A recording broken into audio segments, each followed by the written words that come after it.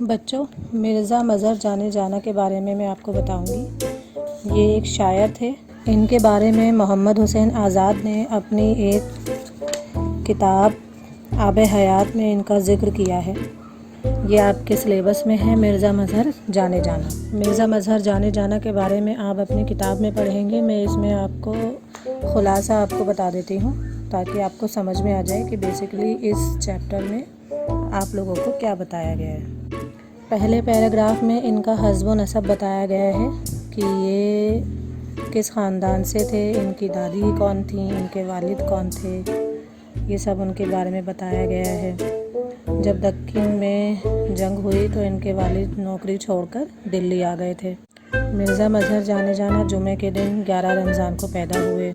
اس زمانے کا یہ آئین تھا، یعنی کہ یہ قانون تھا کہ جب بھی کسی کے یہاں کوئی اولاد پیدا ہو تو وہ اس کا نام بادشاہ خود رکھتے تھے، اور اگر کسی کو وہ پسند کر لیتے تو یہ اپنے پاس اس بیٹی کو رکھ لیا کرتے تھے۔ اور شادیاں بھی اس زمانے میں بادشاہوں کی اجازت سے ہی ہوتی تھی۔ جب مرزا مظہر پیدا ہوئے تو اسی طریقے سے سلطنت ہند کے پاس لے کے گئے ان کا نام رکھنے کے لیے، تو ان بادشاہ نے کہا کہ بیٹا جو ہے باپ کی جان ہوتا ہے، باپ مرزا جان ہے، اسی لیے ہم نے ان کا نام جانا رکھا۔ ان کے والد نے ان کا نام شمس الدین رکھا تھا، لیکن بادشاہ کے سامنے یہ نام نہیں چلا۔ اس کے بعد جب یہ شاعر بنے تو انہوں نے اپنا تخلص مظہر رکھا۔ اس طرح سے ان کا نام مرزا مظہر جانا پڑا۔ 16 سال کی عمر میں ان کے والد کا انتقال ہو گیا تو ان کے دل کو بہت صدمہ پہنچا، جس کی وجہ سے بزرگوں کے درمیان یہ چلے گئے اور وہیں پر اپنی زندگی کی گزر بسر کی۔ 30 سال تک مدرسوں اور خانقاہوں میں جھاڑو دی۔ جو دن جوانی کے ہوتے ہیں انہوں نے وہ سارے دن اپنے بزرگوں کی صحبت میں گزارے۔ اس عہد میں جو خیالات ہوتے تھے وہ تصوف کی خیالات ہوتے تھے، یعنی کہ بہت ہی عقلمندانہ باتیں ہوا کرتی تھیں۔ ہندوستان پر بھی وہی سوچ ظاہر تھی، جس کی وجہ سے ان کی شاعری میں بھی صوفیانہ انداز ملتا ہے، بہت گہری سوچ پائی جاتی ہے، جس کی وجہ سے ہندوستان میں ہندو ہی نہیں مسلم ہندو دونوں ہی ان کو مانا کرتے تھے۔ وہ اپنے اصولوں کے بہت پابند تھے اور اپنے مسلم رواج کو دل و جان سے وہ ادا کرتے تھے۔ بہت طور طریقے والے انسان تھے، نہایت ہی آداب کے ساتھ ہر کام کیا کرتے تھے۔ یہی وجہ تھی کہ ان کے ساتھ جو بھی بیٹھتا تھا بہت ہوشیاری کے ساتھ بیٹھتا تھا۔ ان کی سوچ کے خلاف یا اصولوں کے خلاف کوئی بھی بات ہو تو وہ اس بات کو نہیں دیکھتے تھے۔ بہت نازک مزاج تھے اور جو بھی کام جس طریقے سے ہونا چاہیے وہ یہ مانتے تھے اسی طریقے سے کرنا بھی چاہیے۔ بچوں، ان کے بارے میں 4 باتیں بتائی گئی ہیں اس چیپٹر میں، جس سے یہ اندازہ ہوتا ہے کہ وہ کیسی سوچ رکھتے تھے۔ یعنی کہ ایک پہلی مثال یہ دی گئی ہے کہ ایک دن درزی نے ٹوپی سی کر لا کے دی، جس کی سلائی تھوڑی سی ٹیڑھی ہو گئی تھی، اور اس وقت ان کے پاس کوئی دوسری ٹوپی موجود نہیں تھی، لہٰذا انہوں نے وہی ٹوپی پہنی، جس کی وجہ سے ان کے سر میں درد ہو گیا۔ دوسرا واقعہ یہ ہے کہ اس زمانے میں لوگ چارپائیوں کا استعمال کرتے تھے، اسی پر بیٹھا کرتے تھے، تو جس چارپائی میں کان ہو اس پر بیٹھا نہیں جاتا تھا ان سے، اور گھبرا کر کھڑے ہو جاتے تھے۔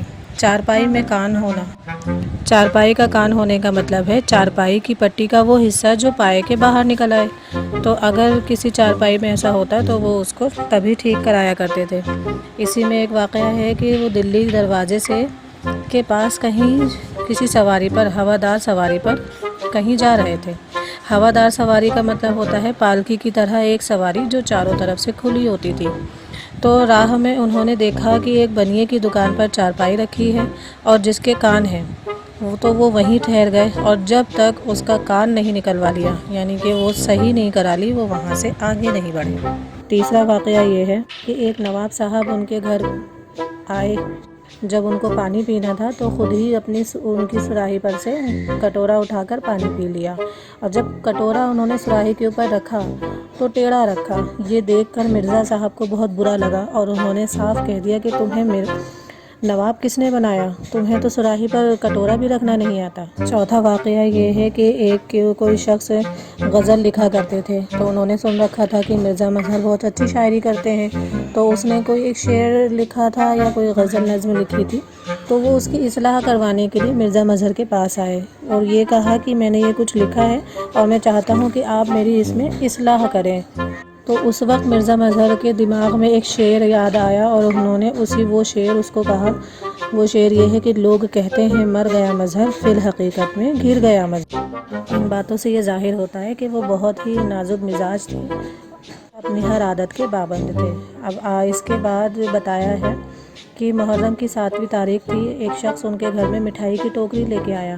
دروازہ بند تھا اور آواز دی کہ میں آپ کا مرید ہوں اور کوئی چیز آپ کے لیے لے کر آیا ہوں۔ وہ باہر نکلے تو اس انسان نے ان کے سینے میں گولی مار دی۔ وہ بھاگ گیا اور مرزا مظہر کو زخم آئے، 3 دن تک زندہ رہے اور اس کے بعد ان کا انتقال ہو گیا۔ یہ آخری 3 دن ان کے بہت مشکل سے گزرے۔